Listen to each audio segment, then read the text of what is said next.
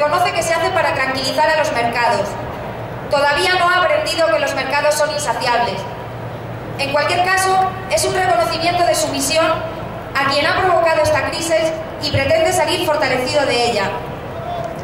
Alarmados ante la respuesta social a este atropello, ahora hablan de incluir alguna flexibilidad. Esa flexibilidad la teníamos ya. Entonces, ¿para qué se hace? Pues porque sacraliza un concepto, una ideología. Se demoniza la deuda pública, la inversión pública. ¿Es que la deuda privada no hay también que devolverla? ¿Por qué la deuda privada es conveniente para el progreso y, sin embargo, la deuda pública no? La inversión en sanidad y educación públicas, en infraestructuras, en mejor justicia, entre otras, es más valiosa que ninguna otra, y los países que la hacen están a la cabeza del desarrollo. En lugar de embridar a los mercados que especulan con la deuda pública en colaboración con las agencias de calificación, dan por supuesto que eso no se va a hacer y optan por entregar la pieza entera. Se niegan a reconocer lo que cada vez más expertos afirman y lo que la experiencia está demostrando, y es que las medidas de ajuste deprimen la economía y empeoran los déficits. Esta medida no se toma en ciclo de crecimiento, sino en un momento en el que el déficit es necesario para relanzar la economía. Se toma, por tanto, para acelerar los procesos de ajuste que están significando pérdidas económicas para la población, pérdidas de derechos que seguro que no nos devolverán si la crisis pasa, pérdidas de nuestro patrimonio público de empresas y servicios.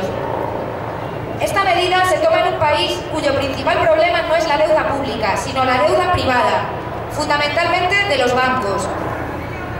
Premios Nobel y catedráticos de economía reiteran que centrar la política económica en la reducción del déficit estrangula las posibilidades de recuperación económica y, por tanto, de generación de empleo. El déficit se genera si los ingresos caen, y en nuestro país cada vez pagan menos las grandes fortunas y las grandes empresas.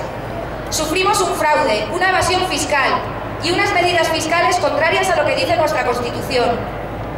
El destino de esta reforma está muy claro si vemos el borrador del famoso cambio.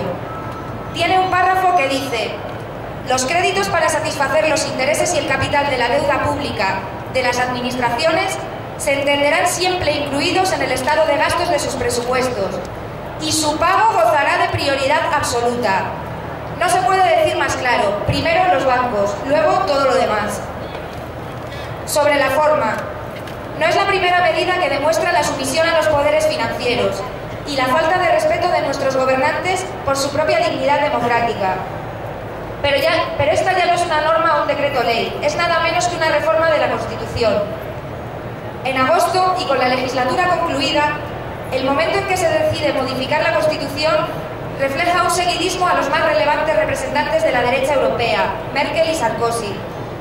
Si las cosas están mejorando, según dice el Gobierno, ¿qué ha cambiado en pocas semanas, cuando el Gobierno no aceptaba esta medida propuesta por Rajoy? ¿Dónde está la urgencia de una medida que se dice será operativa dentro de 6 años? Más les valdría cumplir la Constitución y los derechos en ella consagrados. Hay temas de reforma constitucional sobre los que hay enorme consenso social y siempre se dijo que existen grandes inconvenientes para modificar la Constitución.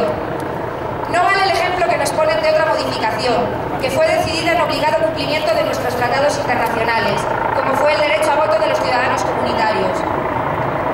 Estos gobernantes vienen tomando medidas que saben que cuentan con el mayoritario rechazo de la población, y por eso los políticos son vistos como una lacra y como un problema.